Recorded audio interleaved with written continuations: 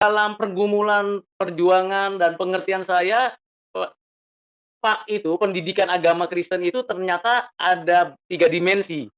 Yang pertama, pendidikan agama Kristen sebagai core belief.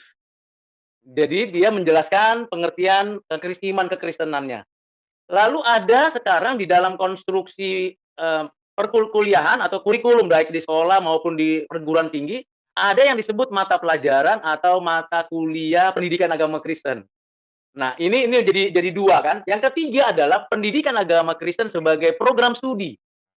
Jadi program studi. Ada program studi pendidikan agama Kristen, ada pendidikan Kristen sebagai mata pelajaran atau mata kuliah, dan ada pendidikan Kristen dalam konteks keimanan. Nah, bagaimana kita mengimplementasikannya? Tentu tiga-tiga ini tidak bisa apa namanya, dipinggirkan. Bagaimana kita mencoba memahaminya? Tadi dengan strategi-strategi, sebenarnya kalau strategi yang berkaitan dengan, sekolah misalnya yang saya pelajari atau yang saya perhatikan, misalnya ada, eee, kan ini bicara implementasi. Strategi khotbah eksposisi tentu ini berkaitan dengan, mmm, mahasiswa mencoba untuk menjelaskan atau untuk menyampaikan pengertian-pengertiannya dari ajaran Alkitab, tetapi juga eksposisi juga bisa dari pemikiran seperti bapak-bapak gereja, kemudian pemikiran dari, Martin Luther, pemikiran dari Agustinus, seperti itu. Jadi, khotbah yang dimaksud di situ adalah khotbah yang tidak hanya eksposisi dari Alkitab, itu yang saya mau coba tarik. Yang kedua, strategi penulisan artikel. Nah, ini juga untuk mahasiswa. Jadi, ketika saya mencoba untuk memberikan, refleksi teologis, jadi mahasiswa diberikan kesempatan menulis bagaimana membuat refleksi teologis dari sebuah khotbah, menulis konsep dan praktikanya seperti apa. Lalu kalau bicara strategi dialog, itu berkaitan dengan bisa bisa saya katakan, berkaitan dengan pelayanan sosial. Jadi, dialog dengan kepercayaan agama lain dan juga orang-orang yang berbeda mungkin, denominasinya, kita dialog gitu. Dialog dengan pengertian yang saling membangun. Lalu pelatihan. Jadi bukan hanya di tingkat sekolah, pelatihan itu juga di tingkat perguruan tinggi. Jadi dilatih mahasiswa-mahasiswa itu, misalnya saja, saya mengajar pendidikan agama Kristen sekarang.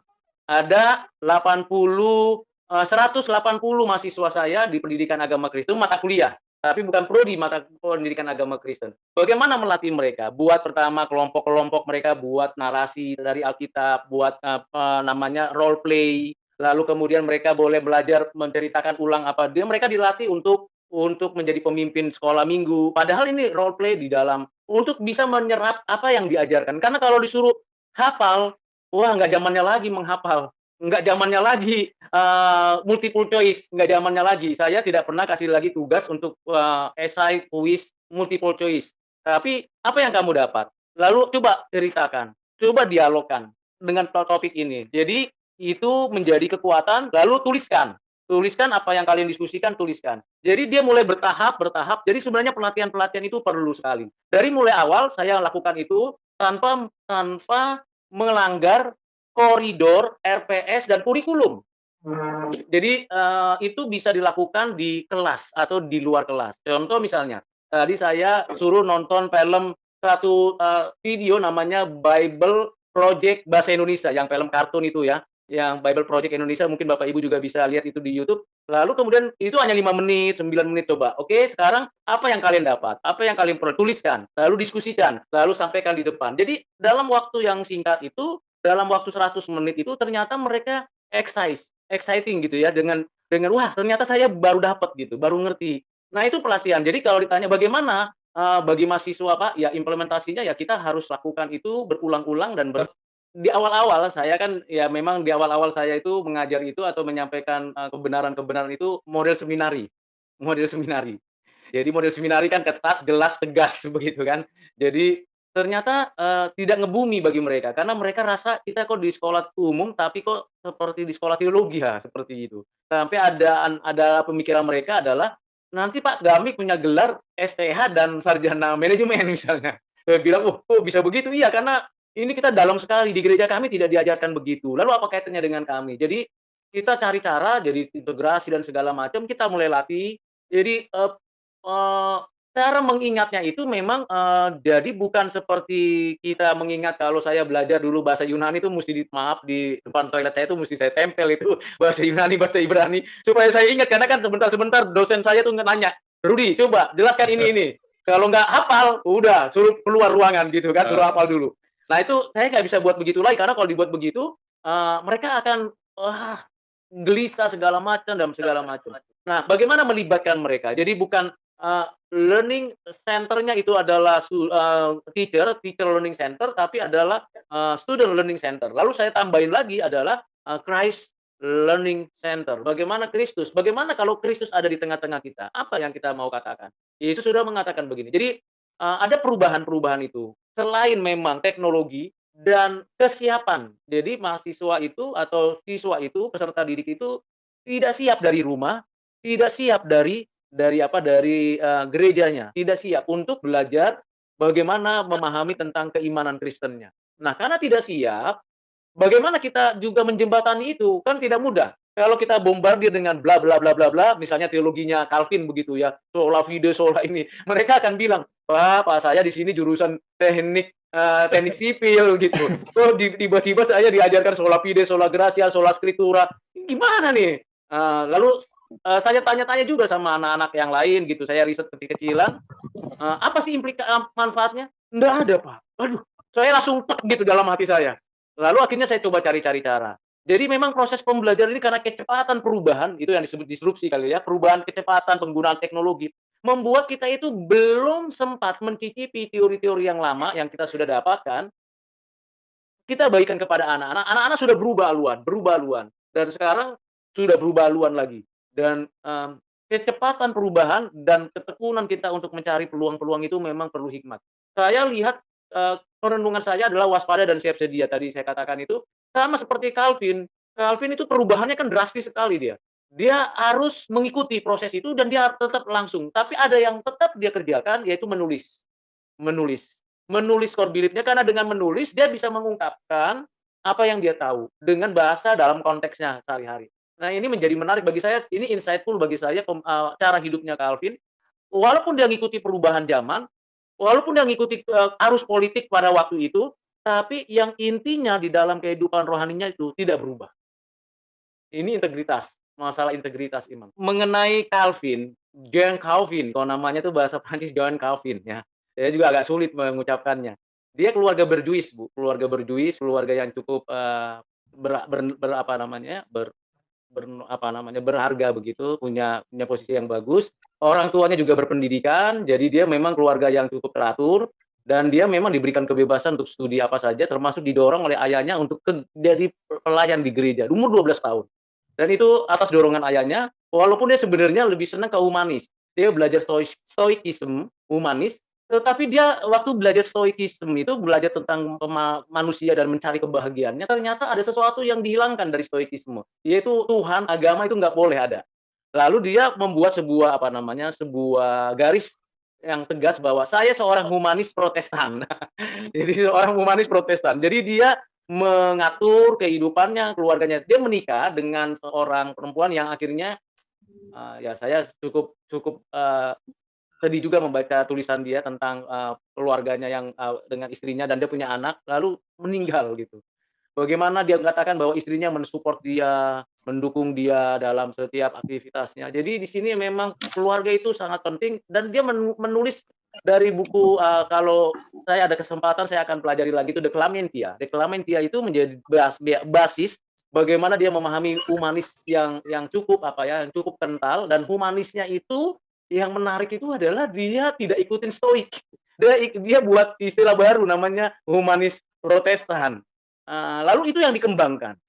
Memang ada kasus-kasus yang tidak bisa di-handle di Jenewa karena sistem Jenewa waktu itu ada magister dan ada orang-orang yang kuat di situ yang mengendalikan, peradilan, mengendalikan pemikiran, dan belakangan hari baru kita tahu bahwa, ketika ada kasus-kasus termasuk, Severitus itu yang akhirnya dihukum mati, ya kita belakangan mengerti bahwa Calvin nggak bisa mengambil keputusan sepihak begitu. karena Presbyterian.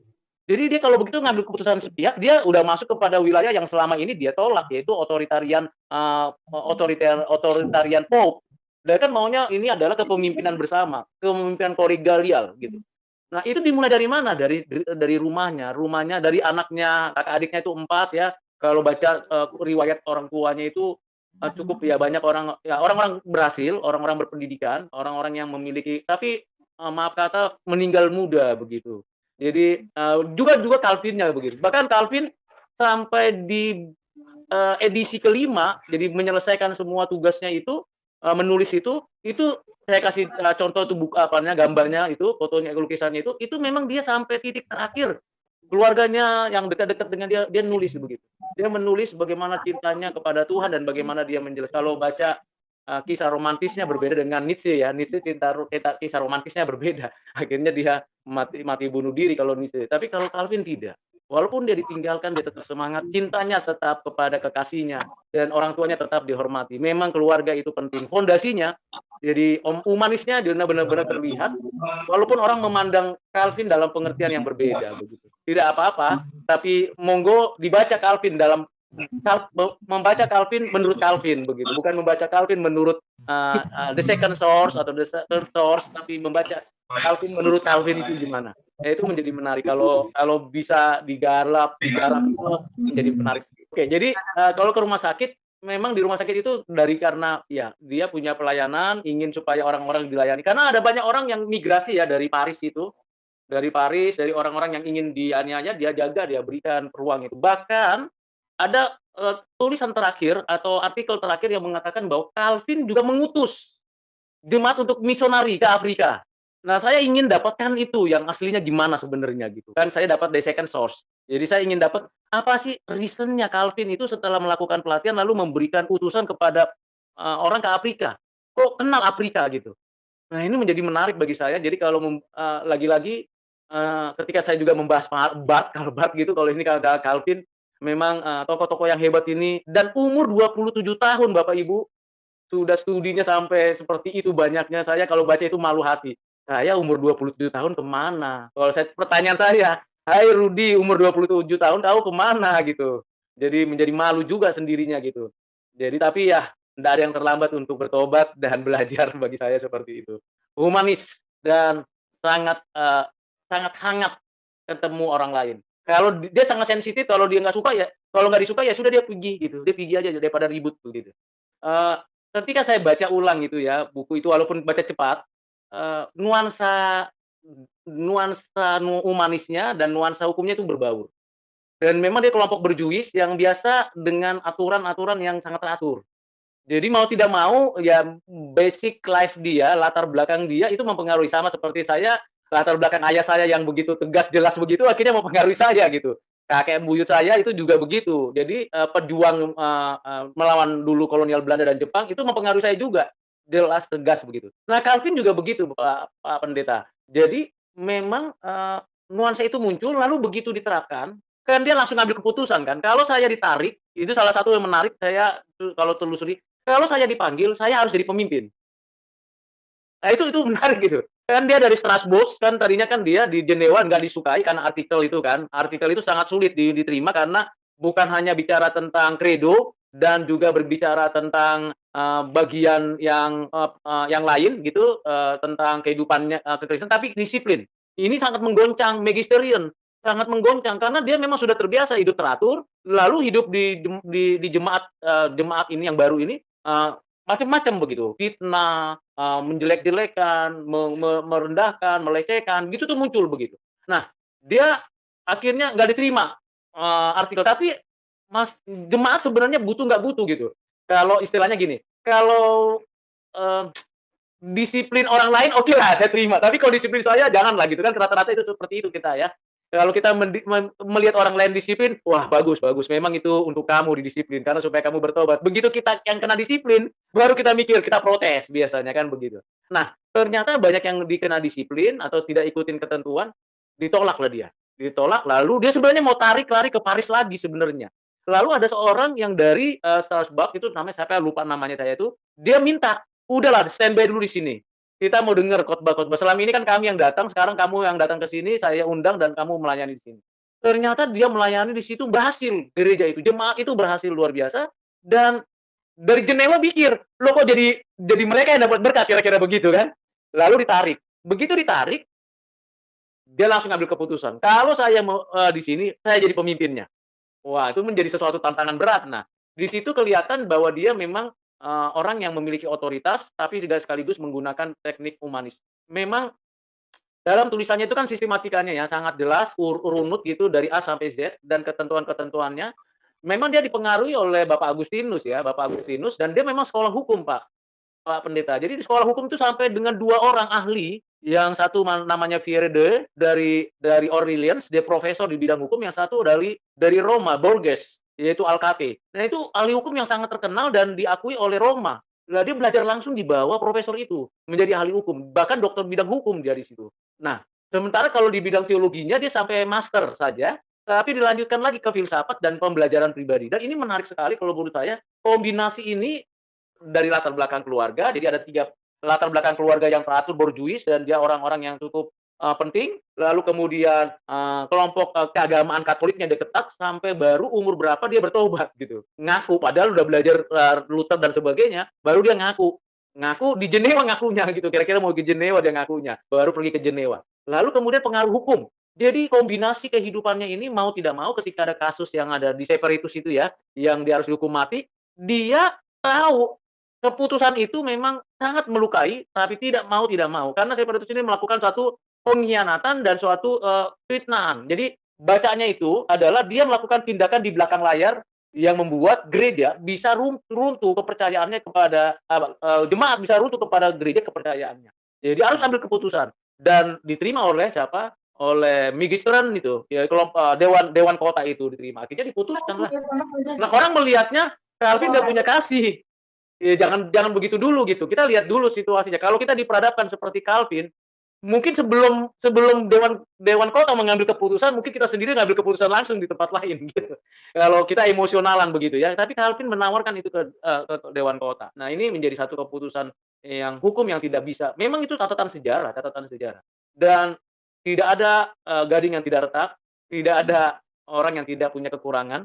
Terlepas dari apa yang diajarkan, misalnya tentang akhir zaman, Calvin tidak menafsir kitab Wahyu. Banyak hal, akhirnya orang pikir bagaimana, tapi dia menafsir beberapa bagian dari kitab Yesaya dan kitab Daniel tentang hal itu, tentang akhir zaman itu. Nah, dia ngambil dari sana, tapi penafsir khusus untuk kitab Wahyu tidak. Jawaban saya sebenarnya ini adalah model yang saya mau belajar dari Yesus langsung gitu, pola-polanya Yesus. Jadi kalau pertama itu, jadi, saya, coba memikirkannya begini, selama kurun waktu proses belajar saya dari SD, SMP, SMA, perguruan tinggi, selalu guru menjadi utama dan menjadi sumber dan menjadi otoritas di dalam pengetahuan saya. Lalu next, kemudian saya mendapatkan sebuah proses pertemanan dengan semua mahasiswa, dengan siswa, dengan guru, lalu berubah suatu proses, yaitu siswa itu menjadi center. Jadi semacam sebuah upaya menyeimbangkan yang dulu. Jadi ada gayungnya, kalau dulu bendolnya ke kanan, guru, sekarang ke kiri murid. Nah, ini tetap selalu ada efek, yang tidak, harmonis. Karena kalau murid menjadi sentral, maka murid itu yang sebenarnya sedang digembalakan, yang sebenarnya sedang diarahkan, tapi dia menjadi sebuah sentral untuk diperhatikan, maunya dia seperti apa, kemampuan dia seperti apa, itu menjadi sesuatu yang arahnya nanti tidak terstruktur dengan baik. Karena tiap orang, tiap siswa atau mahasiswa itu punya pengalaman pengertiannya berbeda, lalu kalau itu disatukan jadi konflik of interest di dalam siswa-siswa itu. Nah, itu dapat ditemukan ketika saya mencoba untuk menyaksikan sendiri kerja kelompok misalnya, ada proyek-proyek kelompok. Ditemukan konflik of interest di antara siswa-siswa padahal diberi kesempatan suatu konsep demokrasi, "Oke, ngobrol kalian." Ternyata begitu di ngobrol, dia diskusikan apa yang harus akhirnya di antara kelompok itu, sampai pada titik terakhir berkali-kali, "Pak, kami tidak punya satu panduan." Kembali lagi ke guru gitu. Jadi di sini memang, eee, bagaimana menyeimbangkan antara guru atau dosen dan siswa atau mahasiswa itu untuk bisa sama-sama menyadari bahwa sama pentingnya, sama bernilainya, sama perlunya untuk sama-sama belajar. Nah, siapa tolok ukurnya? Siapa tolok ukurnya? Apakah guru saja? Tidak, sudah dilupakan dan sudah ditinggalkan itu. Apakah murid? Jadi problem, karena murid sendiri dalam proses pencarian dan penemuan makna dalam hidupnya. Jadi akhirnya terjadi konflik dan tidak ada sesuatu yang seimbang jadinya. Lalu saya pikir kembali kepada apa yang belajarlah dariku. Jadi saya melihat Kristus itu menjadi sentral. Jadi Kristus itu menjadi central education, bagaimana Kristus berhadapan dengan zamannya di mana ahli Taurat dan orang Farisi, Saduki dan seterusnya dan, jemaat itu para murid begitu dan orang-orang umum, ini kan saling menafsir tentang hukum Taurat dan segala kebutuhan hidupnya. Dan Kristus menjembatani, menjembatani dengan satu prinsip bahwa lihat saya mengajarkan. Nah, dia dengan pola-pola pengajarannya yang mungkin sudah di C. Merrill itu sudah memberikan penjelasan dalam bukunya. Dia mengatakan bahwa ada 5 pendekatan, perumpamaan dan sebagainya sebagainya, tetapi yang menjadi senternya itu adalah Kristus itu sendiri. Jadi bagaimana kita mengikuti seperti Paulus mengatakan, "Ikutlah teladanku seperti aku mengikuti Kristus." Jadi imitatio of Christ, jadi imitasi Kristus. Nah, saya selalu mulai dari pengertian begitu, akhirnya saya bilang, kita sama-sama murid Kristus, Kristuslah guru kita, Kristuslah yang memberikan bimbingan dan kita tiru dia, kita ikuti apa yang menjadi pola. Nah, itu namanya kalau saya katakan itu adalah Christ Center Learning. Jadi belajar dari Kristus ketika dia marah, kapan dia marah, ketika dia mendisiplin, kapan dia mendisiplin, ketika dia mengajar kepada perorangan, kapan dia mengajar kepada perorangan, ketika dia mengajar kepada satu kelompok. Jadi ini strateginya luar biasa. Jadi makin saya baca Injil, makin terkagum-kagum sama Kristus. Yang pertama tentu saya perlu menyelidiki dulu, lalu kalau membentuknya itu ya, mari kita dudukkan persoalannya apa, lalu kita temukan sentralnya siapa sebenarnya yang mau. Kan pendidikan itu bukan hanya sekedar nilai, bukan hanya sekedar karakter, tapi bicara peradaban, bicara hidup, dan bagaimana itu sampai kepada, sanubari perorangan dan komunitas. Nah, siapa yang menjadi tiruannya? Siapa yang menjadi contohnya? Nah, ini saya selalu bilang kalau kurikulum begitu ya kita buat Christ Center Learning. Bagaimana Kristus semua maaf kata kalau bisa saya katakan tetangga kita yang sebelah, itu semua formatnya itu adalah formatnya yang diidolakan mereka. So, Ya, kenapa kita minggir gitu loh? ya, ya. Itu yang saya pikir, kok mereka berani tampil di publik, di tengah-tengah zaman yang plural, mereka berani di publik, "Ini loh idola saya dan ini menjadi panutan saya." So, orang Kristen kok panutannya pendeta? Bukannya sorry to say Bapak Ibu ya yang pendeta. Kenapa nggak Kristus gitu? Kenapa? Karena apa kalau pendeta atau guru atau siapapun pasti punya kekurangan kelemahannya. Nanti yang disoroti konflik terjadi kan karena kita nyalakan pendetanya. Padahal memang ya dia dalam proses pembelajaran toh, proses pembelajaran. Jadi, kalau saya misalnya diberi kesempatan itu ya saya harus kembalikan kepada Christ Center Learning. Supaya betul-betul Kristus yang utama dan yang terutama, karena Berarti dia Bapak adalah menolak, sentral. berarti Pak Rudi menolak religiositas ini ya? Kalau saya terjemahkan dari bukunya Ko Yao Tung tentang religiositas ini bahwa pendidikan harus waspada terhadap hal tersebut karena ini adalah bagaimana mau mengantisipasi jangan sampai ada konflik interest di dalam pendidikan itu. Artinya semua mata pelajaran itu direlatifkan dengan religiositas itu ya. Jadi biar tidak ada konflik di dalamnya itu. Nah ini kan sangat berbahaya. Bagaimana menurut Pak Rudi terakhir? Ya kalau religiusitas itu kan biasanya berkaitan dengan keilmuan dan berkaitan dengan ya toleransi lah. Tapi kadang-kadang toleransi dan kompromi itu tipis banget Pak Dik. Jadi kita kita, kita takut tanda kutip ketika menyatakan kebenaran. Kita khawatir orang lain tersinggung. Padahal dengan kompromi juga orang lain tersinggung juga sebenarnya. Dengan ketidaktegasan. Ada kalimat yang saya lupa dari siapa, dia bilang, "Kita tidak mungkin memuaskan semua pihak dan tidak mungkin kita menyakiti semua pihak." Ketika kebenaran itu disampaikan dan Kristus jadi sentral, maka Kristuslah sang hakim yang mengedukasi Ya, kita. saya kira Bapak, Ibu, reformasi belum selesai, kegiatan kita masih terus berlanjut.